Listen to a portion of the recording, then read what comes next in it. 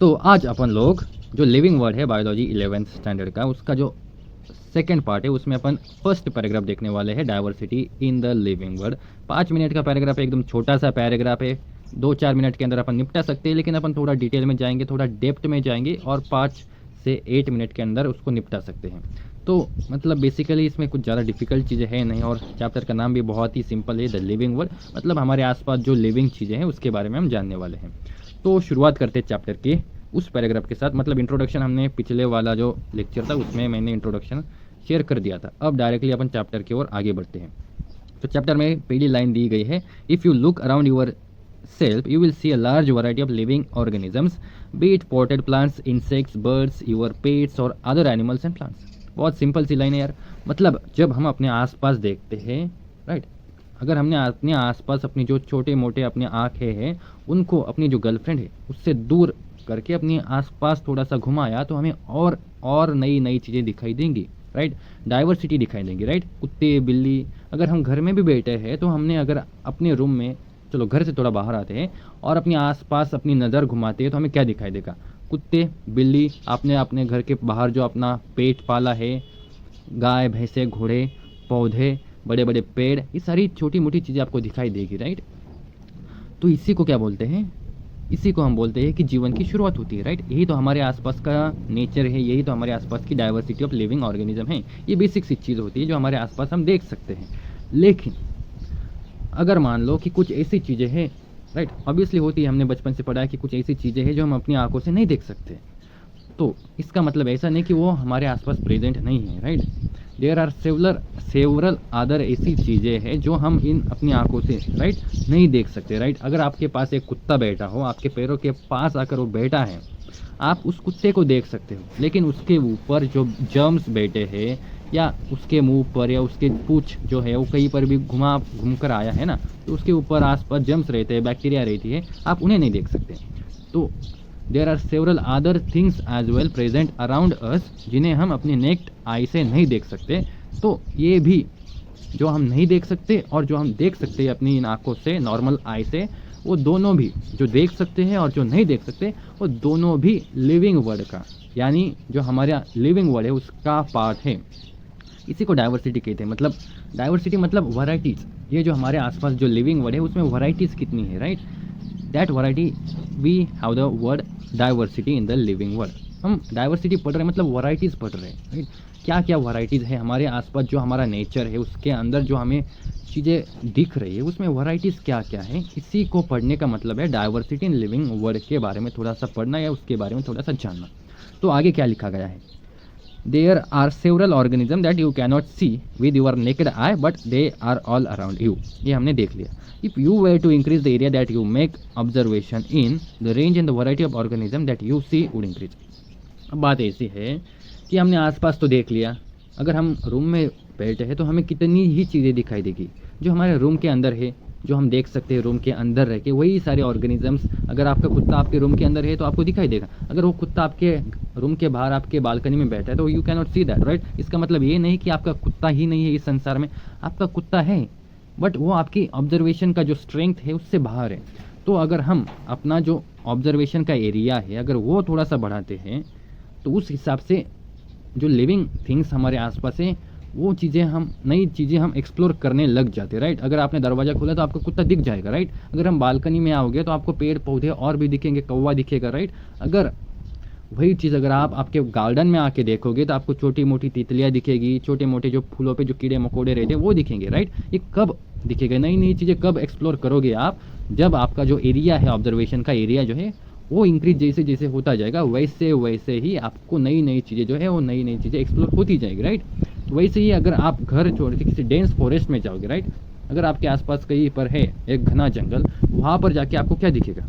बहुत सारी नई चीज़ें दिखेगी, बहुत सारे ऐसे जीव जंतु दिखेंगे जिनको आपने कभी मतलब आपके सिटी लाइफ में कभी एक्सपीरियंस ही नहीं करा होगा, कभी देखा ही नहीं होगा, उनके बारे में ना सुना होगा। वो सारी चीज़ें, वो सारे नए लाइफ फॉर्म्स आपको उस डेंस फॉरेस्ट में दिखेंगे। फिर चाहे वो सॉइल में रहने वाले हो या प्लांट्स पे रहने वाले हो या लीव्स पे रहने वाले हो या डेड डिकिंग मैटर पे अपना जो गुजारा करने वाले, मतलब बहुत से बैक्टीरिया, माइक्रो ऑर्गेनिज्म, ये सारी चीज़ें आपको डेंस फॉरेस्ट में दिखेंगी।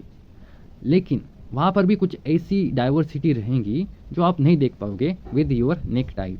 मतलब जैसे जैसे आपने एरियाज़ को नई नई एरियाज़ को एक्सप्लोर करोगे तो आपका जो लाइफ जो लिविंग ऑर्गेनिज्म है उसका भी डेटा आपको नया मिलता जाएगा, राइट। नए ऑर्गेनिजम्स के साथ आपका मिलना जुलना होगा अगर फैमिलियर है तो, अगर नहीं है तो मिलना जुलना थोड़ा बच के रहना। बट ऐसी है कि मतलब एरिया अगर बढ़ाओगे तो नई चीज़ें एक्सप्लोर करोगे और नई लाइफ फॉर्म्स आपको एक्सप्लोर करने को मिलेगी। ये बेसिक सा सेंस है। Obviously, if you were to visit a dense forest, you would probably see a much greater number and kinds of living organisms in it. Each different kind of plant, animal or organism that you see represent a species. अब ऐसा है ना, एक term use करा है NCERT में, species. मतलब हर एक नई डिफरेंट चीज़ जो आपने देखी तो वो कहीं ना कहीं एक स्पेसीज से बिलोंग करती है। एक स्पेसीज मतलब हमने एक ऐसा ग्रुप बनाया है और उस ग्रुप में कुछ पर्टिकुलर चीज़ों को ऐड करके रखा है कि जिनकी कुछ प्रॉपर्टीज सिमिलर हो, राइट। अगर हमने कुत्ता देखा तो हम बोल सकते हैं कि हाँ ये डॉग के स्पीसीज से बिलोंग करता है, राइट। हम डॉग को कैट के स्पीसीज से, या स्पीसीज मतलब आप कह लो कि एक ग्रुप को नाम दिया है, right. Dogs will belong to this particular species और कैट अगर है तो वो इस पर्टिकुलर स्पीसीज से बिलोंग करेंगे। अब स्पीसीज मतलब क्या होता है ना, बेसिकली अगर डॉग है तो डॉग को हम कैट की कैटेगरी में नहीं डाल सकते। क्यों?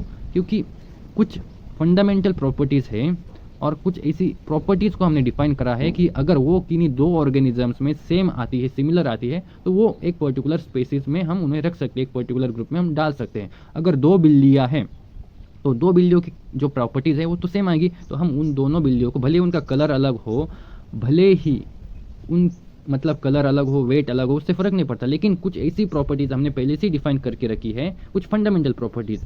जैसे अगर दो organism if they can reproduce and form offspring, मतलब वो अगर रिप्रोड्यूस कर सकते हैं एक दूसरे के साथ और बच्चों को जन्म दे सकते हैं तो हम उनको एक पर्टिकुलर स्पीसीज में डाल सकते हैं, राइट।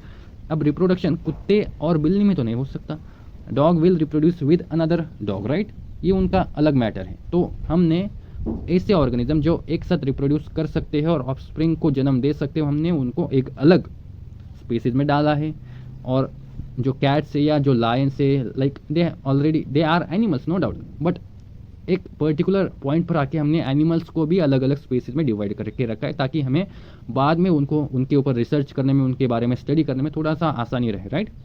तो ये बेसिक चीज़ें होती है स्पीसीज के बारे में। और स्पीसीज में कौन कौन आता है, किसी पर्टिकुलर स्पीसीज में कौन रहेगा कौन नहीं, डिसाइड करने वाला होता है बस फंडामेंटल प्रॉपर्टीज़। अगर दो ऑर्गेनिजम्स के बीच में रिप्रोडक्शन पॉसिबल है और ऑफस्प्रिंग का जन्म पॉसिबल है तो वो जो है वो एक पर्टिकुलर स्पीसीज में लाई कर सकते हैं। हालांकि स्पीसीज के बारे में हम सेकंड चैप्टर में और भी डिटेल में पढ़ने वाले, तो अभी इसमें इतना ज़्यादा स्ट्रेस लेने की ज़रूरत नहीं है। बस इतनी सी बात है कि अगर हमने कुत्ता देख लिया, राइट, अगर हमने कुत्ता देख लिया, हमने भैंस देख ली, अगर हमने कोई पौधा देख लिया, मान लो आम का पेड़ देख लिया, तो हमने कहीं ना कहीं पेड़ देखे, प्लांट्स देखे, डॉग्स देखे, कैट्स देखे, they will be having their own species. भले वो एनिमल्स हो, भले वो प्लांट्स हो, लेकिन वो अपनी उनकी एक अलग स्पीसीज रहेंगी, वो उसी कैटेगरी में रखे जाएंगे। ऐसा हमने पहले से तय करके रखा है। The number of species that are known and describe range between 1.7 to 1.8 millions. मतलब ये नंबर शायद आपको याद रखने की ज़रूरत पड़ सकती है in your competitive exam, directly पूछ सकते हैं, मे बी नहीं भी पूछ सकते, लेकिन पता होना चाहिए कि अभी तक 1.7 to 1.8 मिलियन जो स्पीसीज है around the world 1.7 to 1.8 million, ये जो नंबर है, इतने स्पीसीज के बारे में हमारे पास जानकारी है, हमें इनके बारे में पता है और इनके ऊपर मतलब प्रॉपरली स्टडी हमने करी हुई है, इनके बारे में हमें थोड़ा आइडिया है। इसका मतलब ये नहीं कि पूरे वर्ल्ड में इतनी ही स्पीसीज है। 1.7 एंड 1.8 मिलियन मतलब इनके बारे में हमें आइडिया है। इसका मतलब ये नहीं कि वर्ल्ड में सिर्फ इतनी ही अवेलेबल स्पीसीज हैं।